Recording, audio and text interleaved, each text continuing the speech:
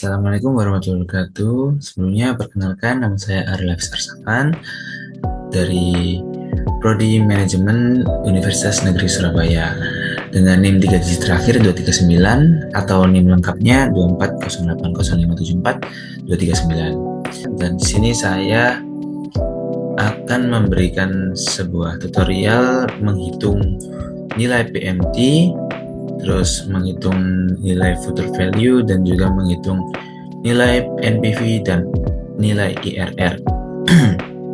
Di sini juga saya sebagai penuntasan atau penugasan dari ujian akhir semester praktik komputer. Jadi sini saya memiliki 3 data yang berbeda. Jadi yang pertama saya menggunakan data jumlah peminjaman kepada bank, dan yang kedua ada setoran bulanan dari saat kita menabung. Yang ketiga ada arus kas, data arus kas selama 5 tahun.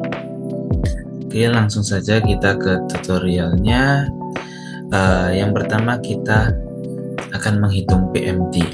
Jadi sebelumnya, apa sih itu fungsi PMT? Jadi fungsi PMT itu digunakan untuk menghitung jumlah cicilan tetap yang harus dibayar setiap periode tertentu pada suatu pinjaman dengan bunga yang tetap.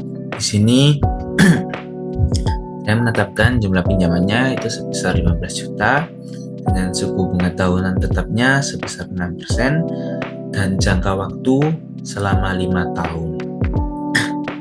Langsung saja ke rumus fungsinya, yaitu sama dengan IMT, kita buka kurung, masukkan 6% atau suku bunganya dibagi dengan 12, karena pembayaran angsurannya itu per bulan, jadi kita bagi 12. Terus kita titik koma, kita masukkan jangka waktu tahunnya, terus dikali dengan 12. Terus titik koma lagi, kita masukkan jumlah pinjaman. Kita tutup kurung, enter. Nah, di sini kalian bisa lihat bahwasanya biaya bulanan yang harus dicicil atau dibayar selama 5 tahun itu sebesar Rp289.992. Selanjutnya saya akan memberikan penghitungan tentang future value. Sini ada setoran bulanan sebesar Rp225.000 dengan suku bunga tahunan 5% dan lama menabungnya itu selama 15 tahun. Nah, future value ini digunakan untuk menghitung nilai uang di masa depan berdasarkan setoran nilai dan tingkat bunga tertentu.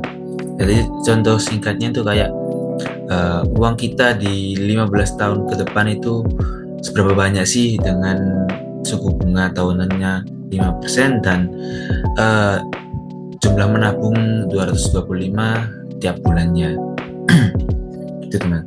Jadi masuk saja ke rumusnya, yaitu sama dengan V buka kurung, kita masukkan suku bunga tahunannya lagi, kita bagi lagi dengan 12, koma, terus lama menabung kita bagi lagi dengan 12, lalu kita titik koma, kita masukkan ini lagi. Rumusnya kurang lebih sama yang seperti PMT tadi, terus kita enter. Nah, di sini kita bisa lihat dan kalian bisa lihat sendiri bahwa nilai uang di 15 tahun ke depan atau jumlah uang di 15 tahun ke depan sebesar Rp60.140.012. Nah, selanjutnya evaluasi proyek. Di sini kita akan menghitung nilai NPV dari nilai arus kas dan nilai IRR-nya. Jadi nilai NPV itu digunakan untuk menghitung nilai kelayakan suatu proyek akan menguntungkan atau tidaknya di masa depan. Jadi kayak kalian kalau ingin melihat apakah proyek ini cocok saya ambil atau enggak Jadi kita pakai nilai NPV. Jadi langsung saja ke rumusnya, yaitu dengan sama dengan NPV buka kurung, kita masukkan tingkat diskonnya dulu.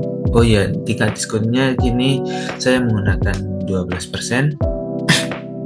Kita tutup koma, kita pakai ini, kita blok dari tahun pertama sampai tahun kelima. Terus kita tutup kurung, terus kita tambahkan dengan investasi awalnya. Langsung kita enter saja. Nah, nilai NPV ini dihitung atau dilihat dari negatif atau positifnya. Nah, jika positif itu terbilang bahwa proyek ini itu bagus atau layak untuk diambil gitu teman-teman. Terus kita menghitung nilai IRR. Nah, nilai IRR ini itu apa sih? Nah, fungsi IRR itu digunakan untuk menghitung tingkat kecepatan pengembalian uang kita pada proyek ini di masa depan atau di masa yang akan datang.